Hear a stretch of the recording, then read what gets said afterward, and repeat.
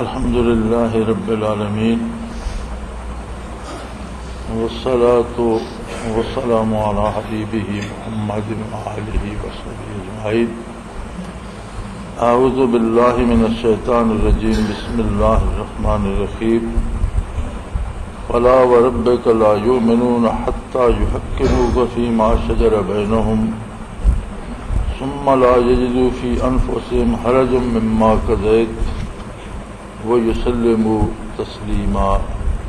اللهم سبحانك لا علم لنا إلا ما علمتنا إنك أنت العليم الحكيم. مولاي صل وسلم دائما أبدا على حبيبك من زانت به السرور.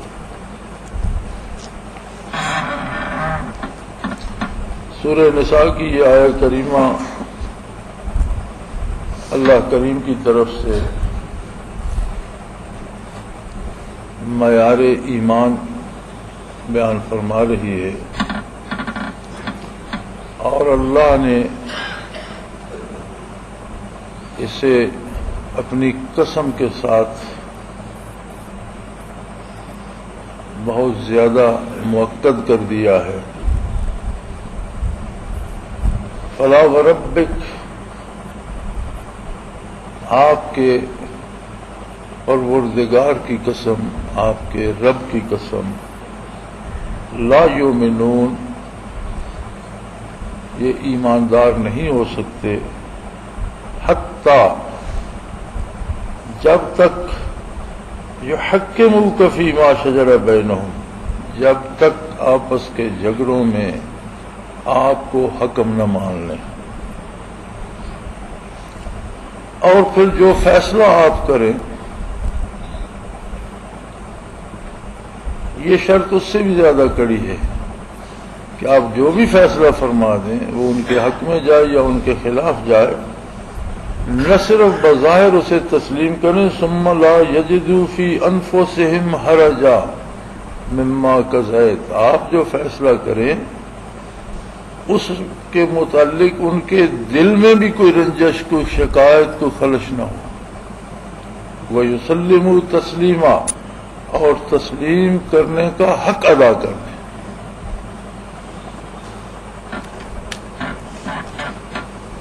قرآن حکیم کا انداز ہمیشہ حکیمانہ ہوتا ہے. ہم روزمرہ کے کاموں میں جو ہماری رائے ہوتی ہے اس میں ہم کوئی خاص ضد نہیں کرتے، اس پہ کوئی خاص دباؤ نہیں ہوتا، لیکن جب ہمارا کسی سے جھگڑا ہو جاتا ہے کسی بات پر تو ہر بندہ اپنے موقف پہ ڈٹ جاتا ہے. پھر وہ عدالت جائے یا کچہری جائے تو وہ کوشش کرتا ہے کہ میری بات مانی جائے اور مجھے سچا سمجھا جائے اور میرے حق میں فیصلہ. اس کے لیے وہ خرچ بھی کرتا ہے، وکیل کرتا ہے، مہنگے سے مہنگا وکیل کرتا ہے، کیونکہ جھگڑا تب ہوتا ہے جب دو آدمیوں کی رائے میں اختلاف ہوتا ہے. ایک آدمی کچھ اور چاہتا ہے، دوسرا اس کے خلاف چاہتا ہے. پھر جب اس پہ زیادہ زور دیا جاتا ہے اور ہر آدمی اپنی ہی بات منوانا چاہتا ہے تو یہ جھگڑے کی بنیاد بنتی ہے. جب جھگڑا ہوتا ہے تو لوگ اس بات کو پالنے کے لیے، اپنی بات رکھنے کے لیے مرنے مارنے پہ تیار ہو جاتے ہیں. اللہ رب العزت نے اپنی قسم کھا کر فرمایا کہ پروردگار اس بات پہ گواہ ہے، رب العالمین اس بات پہ گواہ ہے کہ عام حالات کو تو چھوڑیں، اگر دو آدمیوں میں جھگڑا بھی ہو جائے، دو خاندانوں میں جھگڑا ہو جائے، دو قوموں میں جھگڑا ہو جائے اور دونوں مسلمان ہوں، دو قبیلوں میں جھگڑا ہو جائے، دو افراد میں جھگڑا ہو جائے اور دونوں اپنی اپنی جگہ پہ مرنے مارنے پہ تل جائیں، تو ایمان اس کا نام ہے کہ دونوں یہ کہہ دیں کہ فیصلہ نبی کریم صلی اللہ علیہ وسلم کا ہو. میری رائے یہ ہے، دوسرا کہتا ہے میری رائے یہ ہے. دونوں کے پاس اپنے اپنے دلائل ہیں، لیکن تقاضا ایمان یہ ہے کہ حقیقتاً حق وہ ہے جو حضور فرمائے. اور فرمایا یہ نہیں کہ پھر صرف مجبوراً یا دنیا داری کے لیے یا لوگوں کو دکھانے کے لیے آپ کا فیصلہ قبول کر لیں، نہیں. ثم لا یجدوا فی انفسہم حرجا مما قضیت، آپ جو فیصلہ فرما دیں اس کے مارے ان کے دل کے اندر بھی کوئی کھٹک نہ رہے. وَيُسَلِّمُوا تسلیما، اور مانے جیسا ماننے کا حق ہے.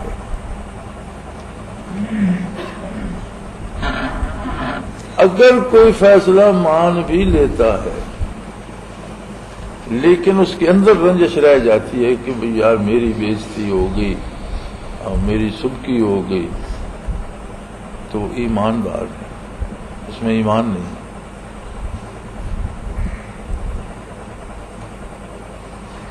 اب آپ ایمان کا تقاضا دیکھیے اور رب العالمین نے جو معیار قرار دیا ہے وہ دیکھیے، اور ہم اپنی زندگیوں پہ اسے لاگو کر کے دیکھیں تو پھر اندازہ ہوگا کہ ہمارا ایمان کس قدر ہے. قرآن حکیم نے بات جھگڑے کی ہے، شجر کی ہے، تنازع کی ہے، اور اس لیے کی ہے کہ جب کسی بات پہ تنازع ہوتا ہے تو دونوں فریق اپنی پوری قوت اپنی رائے پہ خرچ کرتے ہیں. اگر اس میں بھی حضور کا فیصلہ صدق دل سے نہ مانا جائے تو بندہ ایماندار نہیں ہے. تو ہم جو روزمرہ کی باتیں کرتے ہیں، روزمرہ کے فیصلے کرتے ہیں، یہ مجھے کھانا ہے، یہ مجھے خریدنا ہے، یہ مجھے بیچنا ہے، اس شخص سے میری دوستی ہے، اس سے میں ناراض، اس سے دشمنی ہے، تو یہ تو عام روزمرہ کی معمول کی باتیں. اگر ان میں ہم حضور اکرم صلی اللہ علیہ وسلم کی بات نہیں مانیں گے تو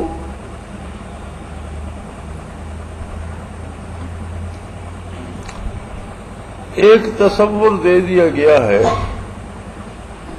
گناہ کا، یہ جرم ہے، یہ گناہ ہے. پھر گناہ کی درجہ بندی کی گئی ہے، یہ صغیرہ ہے، یہ کبیرہ ہے، یہ بڑا گناہ ہے، یہ چھوٹا ہے. علماء حق فرماتے ہیں کہ گناہ کا ایک پہلو اور بھی ہے، اور وہ یہ ہے کہ دیکھا یہ جائے کہ نافرمانی ہے، چھوٹی سی ہے، مگر نافرمانی کس کی ہے؟ چھوٹی سی نافرمانی ہے مگر کس کی نافرمانی ہے؟ آپ ایک حرکت کرتے ہیں تحصیلدار کی عدالت میں، وہ منع کر دیتا ہے کہ بھی عدالت میں ایسا نہیں کرتے، لیکن وہ حرکت آپ شاید ڈپٹی کمشنر یا سیشن جج کی عدالت میں کرنے کی ضرورت نہیں کریں گے. اور پھر اگر ہائی کورٹ یا سپریم کورٹ چلے جائیں تو آپ سوچیں گے بھی نہیں کہ میں ویسی حرکت کروں. حرکت تو وہی ہے نا، وہ اگر معمولی سی ہے تو وہی ہے، وہاں کیوں نہیں ہوتی؟ حرکت چھوٹی ہے لیکن عدالت بہت بڑی ہے، وہاں دم کوئی نہیں مارتا. تو گناہ کا ایک پہلو یہ بھی ہے کہ اللہ کی اگر نافرمانی ہے تو نافرمانی چھوٹی سی لیکن بارگاہ کتنی بڑی ہے. اسی طرح حضور اکرم صلی اللہ علیہ وسلم کے ارشاد عالی کے خلاف ہے، آپ کے فیصلے کے خلاف ہے. جو کچھ آپ صلی اللہ علیہ وسلم نے فرمایا زندگی کا اسلوب، یہ سارا فیصلہ ہے محمد الرسول اللہ صلی اللہ علیہ وسلم کا، اور شرط ایمان یہ ہے کہ اس فیصلے کو ماننے کا حق ادا کیا جائے.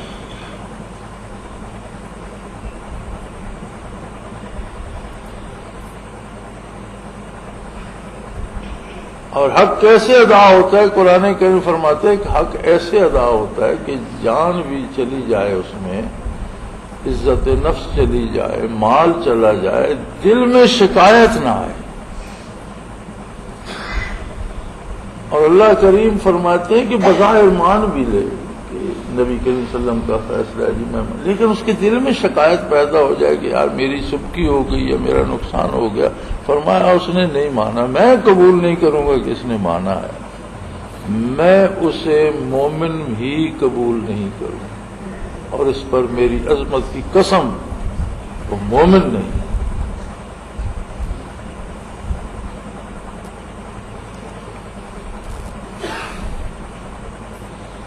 اب کتنی معمولی سی بات ہم سمجھتے ہیں، یہ چھوٹے چھوٹے کام ہیں بھی، یہ نہ کیے تو کیا فرق پڑتا ہے.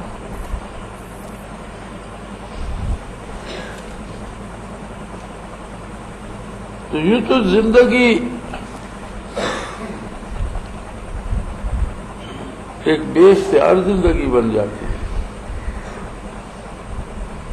اور اسی بے اختیاری کا نام ایمان ہے. جسے ہم بے اختیاری سمجھتے ہیں کہ میری اپنی رائے کی تو کوئی اہمیت نہیں رہی، تو رائے تو آپ نے سرنڈر کر دیا، آپ نے اللہ کو الہ مان لیا، آقا نامدار صلی اللہ علیہ وسلم کی رسالت پہ ایمان لایا، آپ نے تو غیر مشروط طور پر ہتھیار پھینک دیے کہ اب میرے پاس کچھ بھی نہیں، جو کچھ ہے اللہ کا حکم ہے، اللہ کے رسول کا، میری رائے ختم ہوگی. اسی کا نام تو ایمان ہے. لیکن اگر اس کا دوسرا پہلو دیکھیں تو وہ اب یہ سوچ کا زاویہ ہے نا. ایک تو ہم یہ سوچتے ہیں کہ میرے پلے تو کچھ بھی نہ رہا، میری تو رائے ختم ہو گئی، میرا تو اختیار ہی ختم ہو گیا. لیکن اس کا ایک دوسرا پہلو بھی ہے کہ ایک عام آدمی ہے جسے محلے میں گلی میں کوئی نہیں جانتا، جس کی کوئی اہمیت نہیں ہے، جسے کوئی پوچھتا نہیں، لیکن اس کے سارے پروگرام اللہ و اللہ کا رسول ترتیب دیتا ہے کہ اب تم نے یہ کرنا ہے، اب تم نے یہ کرنا ہے، اب تم نے یہ کرنا ہے، تمہیں اس کی بات سننی ہے، اس کی نہیں سننی، یہ کھانا ہے، یہ نہیں کھانا، اب تمہیں سونا ہے، اب تمہیں جاگنا ہے، اب تمہیں نماز ادا کر. سارے 24 گھنٹے کا پورا پروگرام اللہ و اللہ کا حبیب صلی اللہ علیہ وسلم اسے بنا کر دیتے ہیں. تو یہ بے اختیاری تو نہیں، تو بڑی عظمت کی بات ہے. انسان کی اس سے بڑی عظمت کیا ہوگی کہ کوئی اسے جانے نہ جانے، کسی کے نزدیک اس کی اہمیت ہے یا نہیں، معاشرے میں کوئی اسے اہمیت دیتا ہے یا نہیں، لیکن بارگاہ رسالت سے، بارگاہ الوہیت سے اس کے پروگرام بن کے آتے ہیں کہ اب تجھے یہ کرنا ہے. تو کتنا بڑا آدمی ہے بھائی.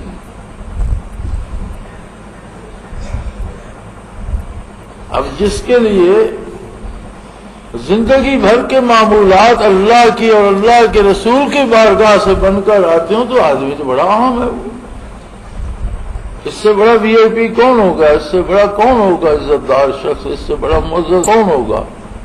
اس لیے قرآن نے فرمایا العزت للہ ولرسول وللمؤمنین. عزت اللہ کے لیے ہے، اللہ کے حبیب صلی اللہ علیہ وسلم، اللہ کے رسول کے لیے ہے، اور ان لوگوں کے لیے ہے، وہ لوگ معزز ہیں جن کے پروگرام اس بارگاہ سے بن کے آتے ہیں. دوستی، دشمنی، لین دین، کاروبار، والدین سے تعلق، بیوی بچوں سے تعلق، دوستوں سے رشتہ، بہن بھائیوں سے رشتہ، جنگ کہاں کرنی ہے، صلح کی صورت کیا ہوگی، کاروبار کون سا کرنا ہے، کون سا نہیں کرنا، ساری زندگی کا پروگرام اور روز کا پروگرام اسے روز کے حالات کے مطابق ملتا ہے. آج بیمار ہو گیا تو بیماری کا پروگرام مل گیا کہ اس میں یہ کرنا ہے، جو نہیں کر سکتے، یہ جو نہیں ہو سکتا یہ چھوڑ دو. کل صحت مند ہے، پروگرام بدل جاتا ہے. جیسے حالات ہیں ویسا روز کا روز پروگرام ملتا ہے، اور اللہ کے حبیب صلی اللہ علیہ وسلم کی طرف سے ملتا ہے. تو اس سے بڑا اہم انسان کون ہوگا؟ یہ بے اختیاری تو نہیں ہے، تو ایک عظمت کی اور شان کی دلیل ہے.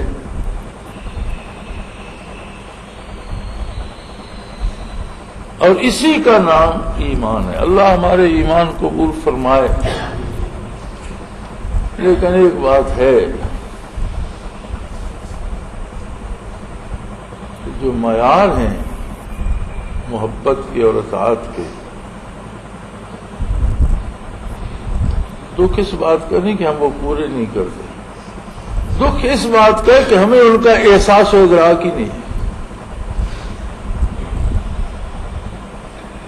ایک بات پر عمل نہ کرنا، نہ کر سکنا ایک اور بات، لیکن اس کا ادراک ہونا ایک دوسری کی. اور پھر ہماری مصیبت یہ ہے کہ کوئی یہ باتیں بتاتا ہی. میں نے تو کبھی کسی تقریر میں، کسی لیکچر میں، کسی مضمون میں میری نظر سے نہیں گزری کہ کسی نے تکلف کیا ہو کہ لوگوں کو یہ بنیادی باتیں بتائی جائیں کہ کم از کم وہ اپنا ایمان بچانے کی کوشش تو کریں. پتا ہو بندے کو کہ ایمان کو کہاں سے خطرہ ہے تو اسے بچانے کی کو. ہم تو ساری عمر بڑے خوش رہتے ہیں، جو کچھ بھی کر لیا ہے جی خیر ہے، میں ہوں تو مسلمان تو ہوں نا، معاف ہو جائے گا. نہیں، ہمیں یہ سمجھایا گیا ہے کہ کم از کم جس نے لا الہ الا اللہ کہہ دیا وہ جنت میں جائے گا. حضور کا ارشاد ہے، یہ درست ہے، لیکن کبھی اس کی تشریح پڑھی جائے تو علماء حق فرماتے ہیں کہ لا الہ الا اللہ محمد رسول اللہ کہہ دینا کافی نہیں ہے. یہ کہہ دینے سے مراد یہ کہ پھر اس کی زندگی اس کے تابع ہو گئی، اس نے کہنے کا حق ادا کر دیا. پھر وہ جہاں جاتا ہے تو پتہ چلتا ہے کہ اس نے کلمہ پڑھا ہوا. یہ اپنی پسند سے کوئی بات نہیں کرے گا، یہ اپنی پسند سے کوئی فیصلہ نہیں کرے گا. یہ تو کلمہ گو ہے بھائی، اس کے فیصلے تو گھر سے آتے ہیں. اسے کوئی قرآن و حدیث کی بات بتاؤ، اسے کسی حوالے سے قائل کرو، یہ قائل ہونے والا نہیں ہے. یہ تو ان کی مانے گا. صرف کہہ دینے سے کیا ہوتا ہے بھائی؟ ہمیں تو اس پہ رکھا گیا نا. اور یہ ساری باتیں جب اللہ کی کتاب میں موجود ہیں تو کوئی واعظ میں یہ تکلف کیوں نہیں کرتا؟ بلکہ اب تو واعظ کا مطلب نصیحت ہوتا تھا، بھلائی کی باتیں بتانا، برائی سے روکنا. اب تو باتیں وہ بتائی جاتی ہیں جن سے جھگڑے پیدا ہوتے ہیں، جن سے لڑائیاں جنم لیتی ہیں، ایک دوسرے کا دشمن بنایا جاتا ہے، ایک دوسرے کو قتل و غارت گری پہ ابھارا جاتا ہے. لیکن حیرت یہ ہے کہ یہی باتیں جو قرآن حکیم میں لکھی ہوئی ہیں، جو نبی کریم صلی اللہ علیہ وسلم کی پوری سیرت طیبہ سے واضح ہیں، یہ کوئی نہیں بتاتا. اس کا نتیجہ یہ ہوتا ہے کہ ہمیں پتہ ہی نہیں ہوتا کہ ایمان کو ڈاکہ کہاں سے پڑ جائے. ہمیں ایک چیز پسند نہیں ہوتی لیکن شرعاً اس کا حکم ہوتا ہے. ہم کیا کرتے ہیں؟ کسی برائے نام مولوی کو پیسے دے کے فتویٰ لے آتے ہیں. اور اکثر لوگ جو بڑی جلد بازی میں طلاق دیتے ہیں انہیں 15 منٹ بعد ہوش آ جاتا ہے، پھر ہیلے حوالے شروع ہو جاتے ہیں. میں نے یہ نہیں کہا، وہ کہا تھا، میرا مقصد یہ نہیں تھا، وہ تھا، مجھے ہوش ہی نہیں تھا، اتنا غصہ آ گیا. اگلے دن بھی میرے پاس ایک فتویٰ تائید کے لیے آیا، اور جی میں نے طلاقیں تو تینوں دے دی تھی پر مجھے غصہ اتنا آیا تھا کہ مجھے ہوش ہی نہیں تھا. اور مزے کی بات یہ ہے کہ مفتی صاحب نے بھی لکھ دیا تھا کہ اگر اتنا غصہ آ جائے تو طلاق واقع نہیں ہوتی. یہ روپے کا کمال ہے بھائی، اگلوں نے فتویٰ خرید لیا. غصے میں طلاق نہیں ہوتی تو خوشی میں ہوتی ہے. خدمت سے خوش ہو کر کوئی طلاق دیتا ہے، طلاق تو طلاق. غصہ تو غصہ ہے. اگر کوئی کسی کو گرا کر اس کی سینے پہ بندوق کی نالی رکھ دے کہ طلاق دو ورنہ گولی مار دوں گا، طلاق دے گا تو طلاق واقع ہو جائے گا. اس کے زبردستی لینے کا گناہ اس کے سر، ایک گھر اجاڑنے کا گناہ اس کے سر، اس کا محاسبہ اللہ کرے گا. لیکن کوئی گل پائے، غصہ تو معمولی بات ہے، کوئی جان کے خطرے کے عوض بھی طلاق دے گا تو یہ فیصلہ ہے کہ طلاق واقع ہو جائے گی. بعض بیویاں ہی ایسی ہوتی ہیں کہ وہ مرد کمزور ہے، بیوی طاقتور ہے، وہ چھری لے کر گردن پہ رکھ دیتی ہے، گردن کاٹ دوں گی نہیں طلاق دو. بعد میں کہتا رہے میں نے جان کے خوف سے دی تو ہے نا، طلاق واقع ہو گئی. کوئی کسی کا بھائی، یہاں نورپور کا ایک واقعہ ہے، وہ ایک بندہ کلہاڑا لے کر اس کے بہنوئی کے سر پہ کھڑا ہو گیا، مسجد میں نماز پڑھنے گیا، وہ کلہاڑا لے کر کھڑا. اس نے کہا یا کلہاڑا مار کر 2 ٹکڑے کر دوں گا یا دو میری بہن کو طلاق. اس نے طلاق دے دی. اب جی مسئلہ کیا ہے؟ میں نے مسئلہ سادہ سا طلاق ہو گیا، اس نے زبردستی لی، میں نے کہا اس کا حساب اللہ اس سے کرے گا، تو نے دے دی، واقعہ ہو گئی سیدھی سی بات۔ تو اگلے دن میرے پاس آیا ہوا تھا تائید کے لیے فتویٰ، میں نے لکھ دیا بھائی مجھے اس میں شامل نہ کرو جو کچھ تم کرنے جا رہے ہو۔ ایک تو جرم کو حلال، گناہ کو حرام کو حلال کرتے ہیں، پھر ساتھ یہ تصدیق بھی چاہتے ہیں کہ بہت سے شرفاء کو اس میں شامل کر دیں۔ مجھے شامل، میں تو مفتی ہوں ہی، میں تو فتویٰ دے ہی نہیں سکتا، میں مفتی نہیں۔ اگر تم نے مفتی سے لے لیا، تم جانو، مفتی جانے اور تمہارا رب جانے، روز حشر حساب ہو جائے۔ تو اس طرح سے اگر فیصلے مانے بھی، یہ تو نہ ماننے کا ایک حیلہ ہے نا، کہ لوگ کہیں اس نے مانا ہے، اس کے دل میں اسے بھی پتا ہے کہ میں نے یہ جرم کیا، لوگ نہ کہیں، یہ برا بھلا نہ کہیں، باقی تو معاملہ اللہ کے رسول کی تو کوئی پرواہ نہیں۔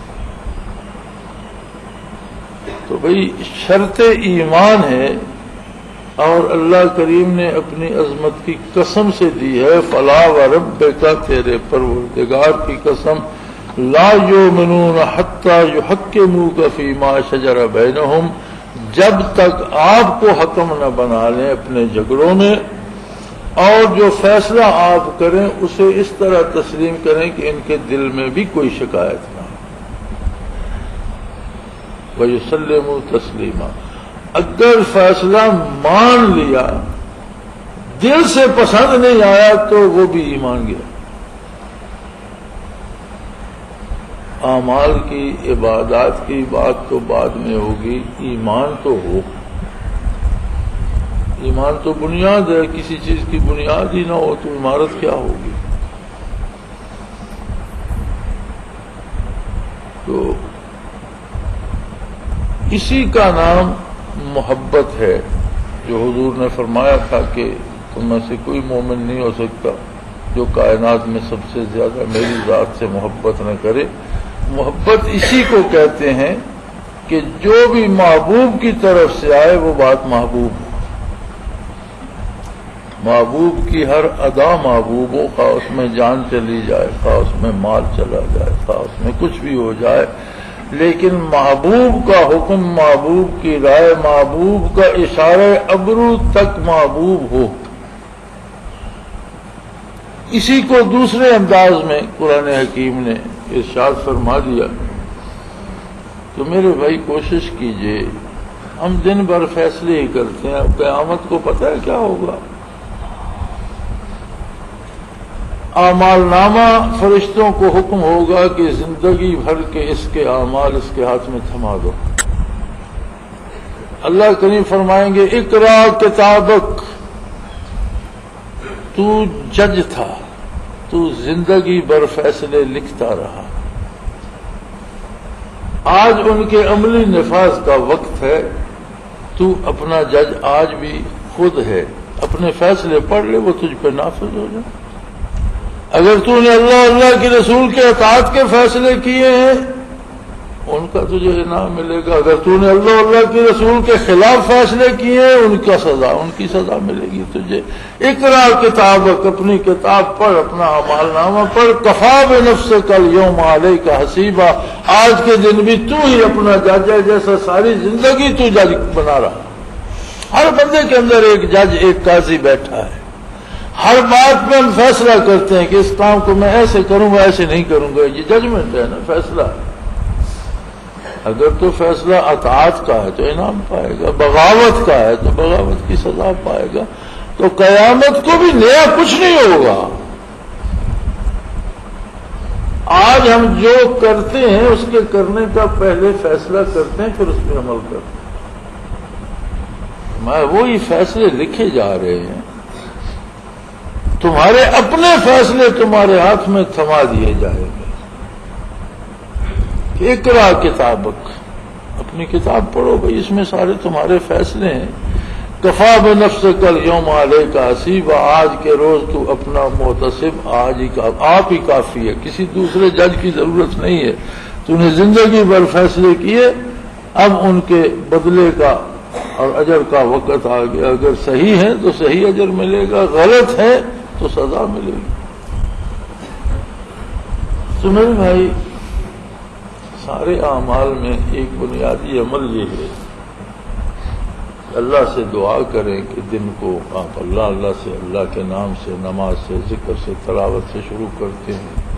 توفیق مانگیں کہ دن بھر کے فیصلے اطاعت کے فیصلے، اور شام کو محاسبہ بھی کریں کہ دن بھر جو کیا اس میں کتنی گستاخیاں، کتنی کوتاہیاں، کتنی نافرمانیاں ہیں، تاکہ اگلے دن اس کی تعداد کم کی جا سکے. تو یہ نہ سمجھ لے کہ میرے اتنے مراقبات ہو گئے میں بخشا گیا. مراقبات کا، عبادات کا حاصل کیا ہے؟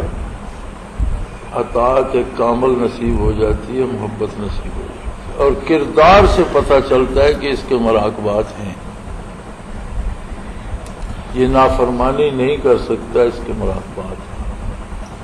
یہ گناہ سے بچنے کی کوشش کرتا ہے، گناہ کی طرف نہیں جاتا کہ اس کو اللہ نصیب ہے. یہ نیکی کی طرف اسے رغبت ہے، نیکی سے محبت ہے، نیکی پیار سے کرتا ہے، اس لیے کہ اس کے دل میں اللہ کا نور ہے. اگر یہ بات نہیں ہے، اعمال پہ، کردار پہ مراقبات کی چھاپ نہیں ہے، تو پھر فسانہ ہے، کسی وقت بھی بھید کھل جائے. شیخ پندارد کے دارد حاصلے، شیخ را حاصل بجز پندار نے. شیخ کو بڑا خیال ہے کہ میرے پاس بہت کچھ ہے، اور سوائے اس خیال کے شیخ صاحب کے پاس کچھ بھی نہیں. کیونکہ یہ ساری چیزیں متقاضی ہیں اعمال کی. جیسے اصحاب بدر کے بارے حضور اکرم صلی اللہ علیہ وسلم نے فرمایا کہ اہل بدر اس کے بعد جو چاہیں کریں یہ جنتی ہے. تو کسی نے کہ یا رسول اللہ جرم کریں، گناہ کریں، برائی کریں، فرمایا جو چاہیں کریں. اب اس حدیث پہ شارحین حدیث جب بحث کرتے ہیں تو وہ فرماتے ہیں کہ حضور کے ارشاد عالی کا مطلب یہ ہے کہ جو یہ چاہیں کریں، یعنی بدر کا فعل اتنا مقبول ہوا ہے، بدر میں شرکت کا عمل اللہ کو اتنا مقبول ہوا ہے کہ یہ اللہ کی پسند کے خلاف چاہیں گے ہی نہیں.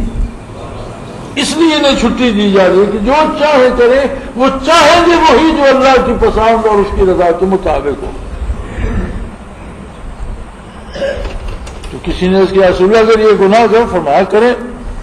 وہ گناہ کریں گے جو انہیں گناہ پسند ہی نہیں آئے گا، انہیں اس کی تلخی لگے گی، انہیں تو گولی کی طرح لگے گا گناہ، وہ کیوں کریں گے؟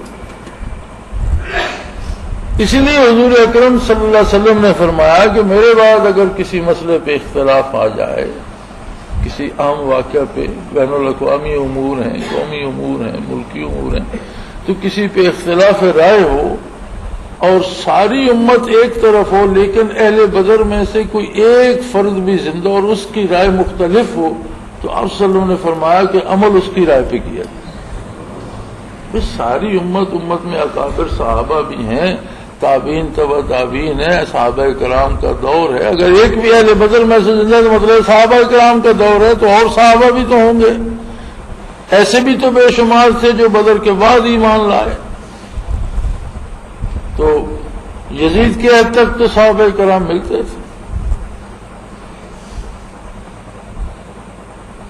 تو پھر یہ باقی صحابہ میں سے بھی، اگر باقی صحابہ کی رائے بھی دوسری طرف ہے، تابعین کی رائے بھی دوسری طرف ہے، تبع تابعین کی دوسری، ایک بدری صحابی کی رائے پہ، اس لیے کہ اس کی رائے اللہ کی پسند کے مطابق ہے. اسے یہ سند مل چکی ہے کہ جو اس کی رائے ہے وہی بات اللہ کو پسند ہے، لہذا عمل اس ایک بندے کی بات کرو. یہی فرق ہے مغربی جمہوریت اور اسلام کی جمہوریت میں. یہاں بھی جمہوریت ہے،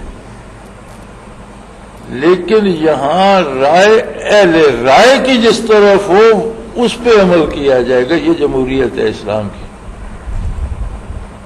اور وہاں گنتی کر کے جس طرح بندے زیادہ ہیں، بندوں کو گنا کرتے ہیں، تولا نہیں کرتے. اسلام تولا کرتا ہے، اہل مغرب گنا کرتے ہیں. جمہوریت دونوں طرف ہے.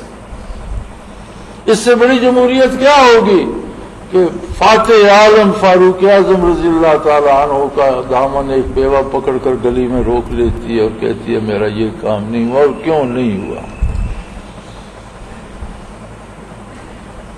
اس سے بڑی آزادی رائے، اس سے بڑا جمہوری حق کیا ہوگا؟ آپ خطبہ دینے لگتے ہیں اور فرماتے ہیں کہ کوئی ہے جو آج میری رائے سے اختلاف کی جرات کرے، تو ایک بدوی صحرائی کھڑا ہو گیا، اس نے تلوار کھینچ لی، اس نے کہا ہم آپ کی رائے کے پابند نہیں ہیں، ہم محمد الرسول اللہ کی رائے کے پابند ہیں، آپ جرات کر کے دیکھیں حضور کی رائے کے خلاف آپ رائے دیں، آپ کی گردن اڑا دیں۔ تو ان کی آنکھوں میں آنسو آ گئے کہ الحمدللہ یہی میں دیکھنا چاہتا تھا کہ اہل ایمان باقی ہیں کہ نہیں۔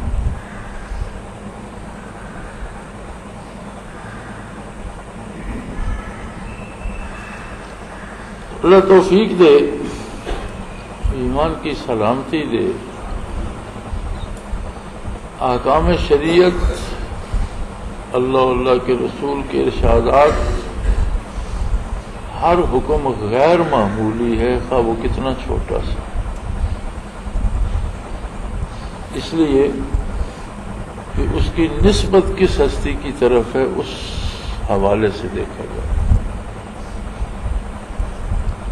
کوشش کیجئے اللہ کریم توفیق عمل دے اور اس کے ساتھ خلوص سے دل عطا کرے اور ان کاوشوں کو قبول فرمائے۔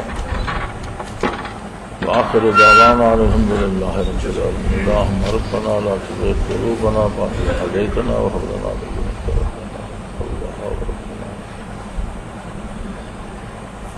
رحمة رحمتک یا اللہ۔ اپنی جگہ تشریف رکھیے۔